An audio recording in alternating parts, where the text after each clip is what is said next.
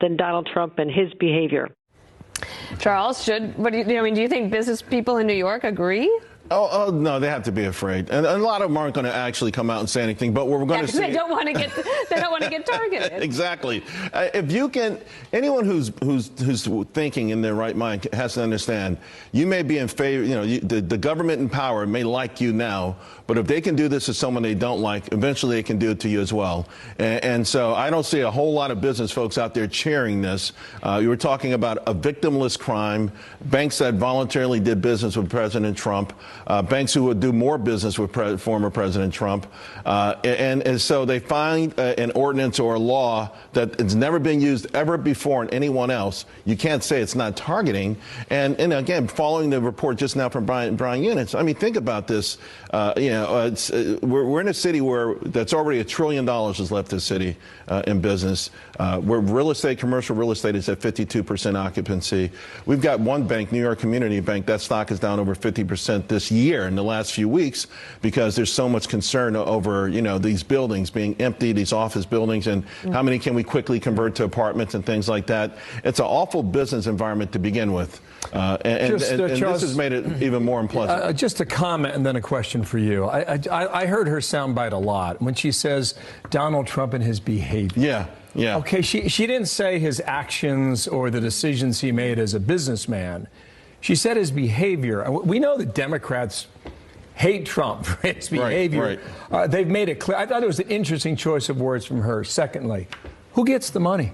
Every time I see these fines, like a bank is fined, $4 billion, right? And the SEC takes the victims had never seen anything, right? I don't know who's going to see this money. Again, no one filed a charge. No one filed a complaint. So it's just an old school. But I want to pick up on what you said because the judge made a similar comment in this, right?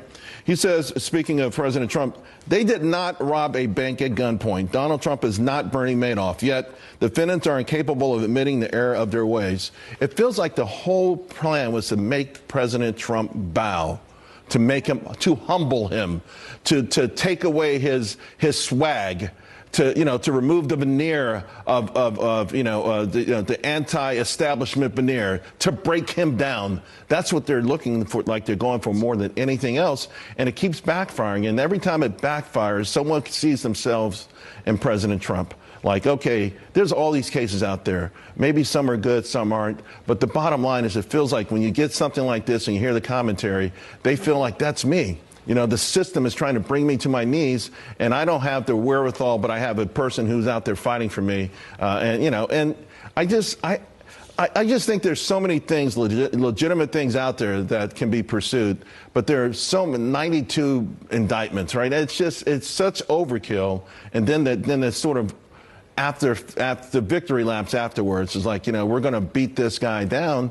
I don't know. Or like in the E. Jean Carroll case where her and her team are basically like, we're going to go shopping. Yeah, they try to take that back. But they said it and they meant, remember, they were laughing. Yeah.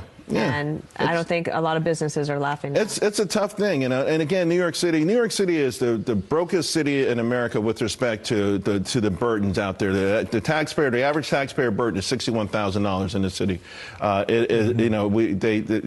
They're offering cards to illegal immigrants, $10,000 credit cards. They're meeting people at the bus stations, greeting them.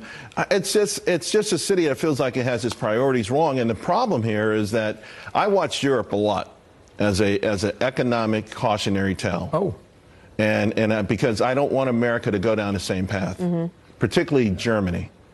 And we are going down that path of uncontrolled borders, of personal vendettas, of regulations, too many rules. I mean, it's just, and we've been gifted so many different things, right? And we're giving that up, voluntarily giving it up for really pettiness. And it's scary. Something we shall watch. Nice to see you, Charles. We shall watch you at 2 o'clock. I appreciate it. Thanks.